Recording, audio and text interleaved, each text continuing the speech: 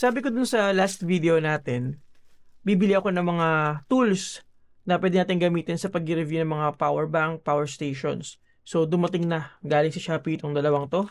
Unboxing lang to guys. Gusto ko lang i-share sa inyo yung nabili ko. Tingnan natin.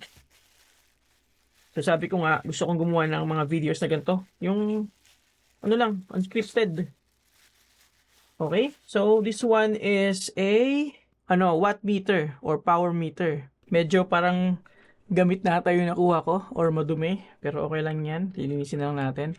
Ang mahalaga is okay siya. Now, ang nagustuhan ko dito, compared dun sa unang nabili ko is may backlight siya. Pero gagana lang yung backlight pagka kinonnect mo na sa socket. Meron akong isang in-order nung isang araw. Binalik ko kasi wala siyang backlight. And pag gagawa tayo ng content, mas maganda, madali nyo makita. Ayan o. So may backlight siya. Makikita mo yung mas malinaw yung mga details niya. So mura lang to. Parang nasa 600 plus lang to. So kung gusto nyo i-measure yung mga consumption ng mga mga appliances nyo, bili kayo nito. Okay? Pero ako, ang purpose ko nito is para mag-review ng mga power stations. So nagustuhan ko sa watt meter na ito, bukod sa meron siyang ilaw, ayan o, meron siyang data hold. Pero bago yan, pakita ko lang muna sa inyo yung mga pwede mo makita sa display. So meron tayong duration dito. And then, ma-measure mo yung current wattage na nilalabas niya or nire-release niya. Kung makikita nyo, 170 dito sa power station natin and dito ay 68. Feeling ko dahil dun sa inverter conversion loss. And then after that, meron tayo ditong kilowatt hour, yung total natin consumption. And then yung voltage pati yung hertz, 60 hertz. And then here yung ampere. And then yung low, kung ano yung pinakamababa na lumabas at pinakamataas na lumabas.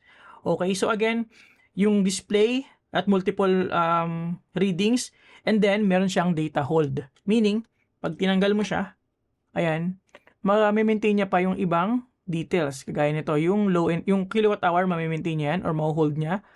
Tapos yung low and high. So, pwede kong pakita sa inyo kahit na hindi na nakakabit, 'di ba? And pati yung timer sa taas.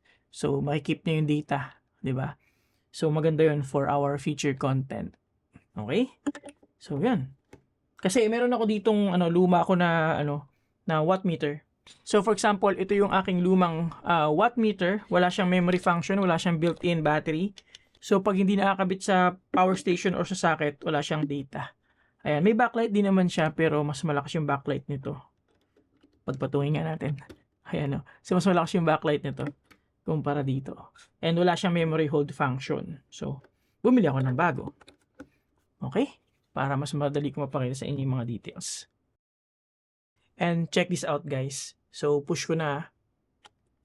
Hindi siya pure sine wave. Kaya pala pag nagkakapit ako dito ng electric fan, umuugong. So yun.